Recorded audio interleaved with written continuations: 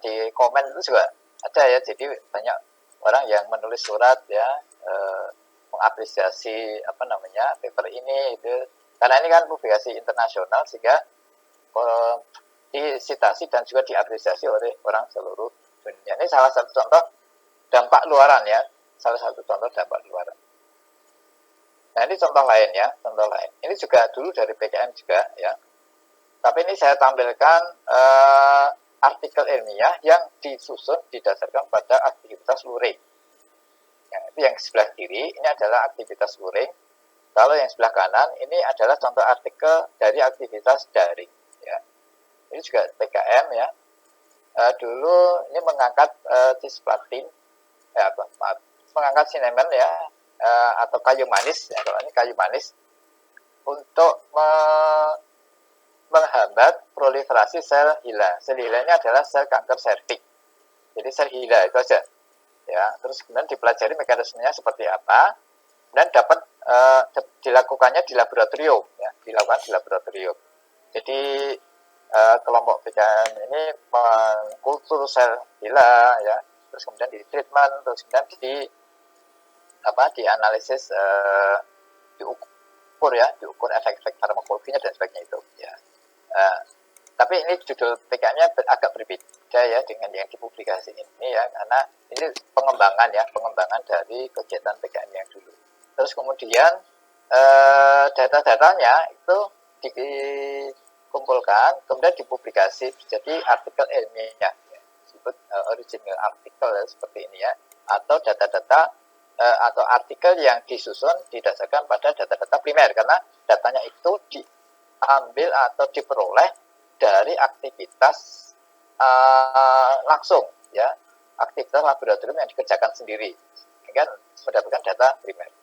Nah kemudian setelah lulus juga ini ya, nah yang bersangkutan itu menulis artikel review kemudian ya, terus artikel review mengambil data-data sekunder, nah gitu, dengan topik yang sama ya, topik yang tidak jauh berbeda. Kalau ini sel HeLa, jadi hanya satu sel saja, ini topiknya itu sama, tapi cuma dilebarkan, yaitu sebagai anti cancer. Jadi melihat seberapa jauh atau menimbang seberapa kuat kalau kayu manis itu nanti digunakan sebagai agen anti cancer atau chemopreventive agent. Nah gitu. Nah, dapat data-data banyak, kemudian ditulis ya, ditulis kemudian dimasukkan ke jurnal. Jurnalnya sama dengan yang tadi, yaitu International Journal of Cancer Prevention, dan ini disitasi lebih banyak lagi ya. Jadi paper ini banyak juga disitasi oleh orang seluruh dunia. Artinya apa? Artinya tulisan review ini tidak kalah dari tulisan original artikel ya. Original artikelnya dipublikasi di jurnal Q2 ya. Ini juga banyak disitasi, yang ini juga banyak. Artinya tuh kita menulis artikel review itu seringkali tidak kalah ya mutunya dari original artikel. Jadi maka PKM kali ini kita dorong ya, karena waktunya sangat singkat, itu yang paling memungkinkan adalah mengarahkan pada penyusunan artikel naratif video. Nah, sebagai summary ya, ringkasan dari apa yang saya paparkan, saya ingin menekankan beberapa hal di sini. Yang pertama itu untuk PKMPE dan PKMPSA sebenarnya juga ya, luaran itu hanya boleh berupa naratif review. Nah, ini tolong menjadi catatan penting ya. Jadi tidak boleh buat luaran yang lain ya. Ini hanya boleh berupa naratif review. Kemudian yang kedua, oleh karenanya artikel itu harus disusun dari aktivitas pengumpulan data sekunder. Nah, ini tolong diperhatikan. Jadi tidak boleh melakukan aktivitas untuk mendapatkan data primer, itu tidak diperkenankan. Nah, data sekunder ini bisa dimulai dari penelusuran pustaka, sumber informasi atau database. Nah, data yang didapat melalui daring yang berupa simulasi atau modeling dengan digital ya, atau yang lainnya yang bukan data primer, itu masih memungkinkan untuk pendalaman pembahasan artikelnya. Jadi dapat data sekunder, kemudian nanti diolah lagi dengan simulasi, misalnya tuh, ya. Modeling misalnya dengan molecular docking misalnya gitu, atau menganalisis efek farmakologinya dengan software-software tertentu misalnya gitu, itu dibolehkan ya untuk pendalaman pembahasan ya.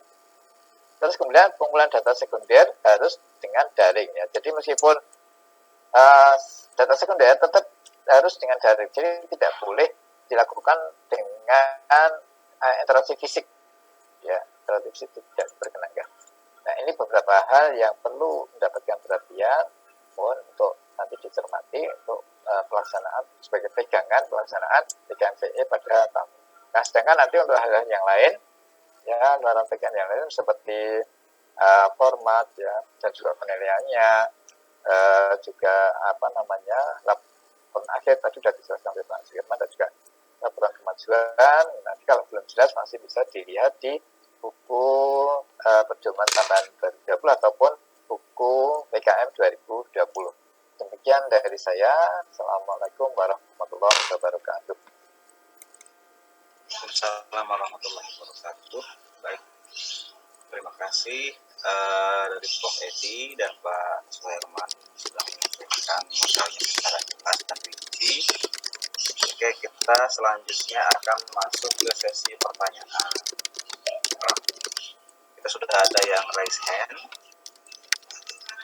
Yang pertama dari Ibu Kustiati, Biologi Untan. Baik, Ibu Kustiati, kami persilahkan.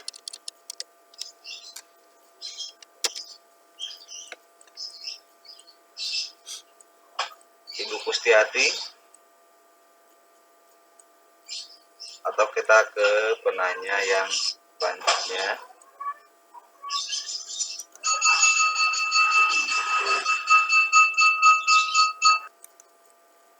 Dari Rizal Wajo Unhas, silahkan Bapak Rizal. Iya, Assalamualaikum warahmatullahi wabarakatuh. Pertanyaan saya ini ditujukan sama Bapak Suherman dan Prof. Edianto. Untuk Bapak Suherman mengenai dengan catatan harian atau logbook, apakah catatan harian atau logbook offline juga ini bersifat wajib atau ditiadakan? Karena tadi hanya membahas tentang logbook secara online. Yang untuk Bapak Prof. Edianto, untuk pembuatan naratif review, apakah judul untuk naratif review ini bisa saya pakai di judul pada proposal saya, yaitu perekat alami berbahan limbah tulang ikan sebagai alternatif pengganti perekat sintetis untuk produk kayu laminasi. Itu Pak, terima kasih. Oke, baik.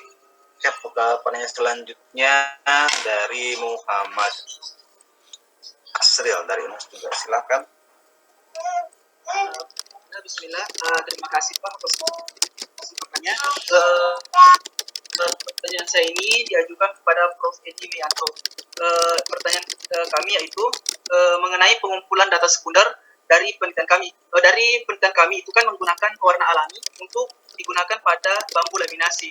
Sementara sampai sekarang kami belum menemukan adanya jurnal yang membahas mengenai bambu yang diwarnai, dan juga pada penelitian kami itu menggunakan pewarna alami dan belum ada jurnal yang kami temukan mengenai pewarna alami tersebut diaplikasikan terhadap benda selain daripada kain, sehingga untuk menggabungkan antara pewarna alami dengan bambu tersebut itu sangat sulit untuk kami lakukan.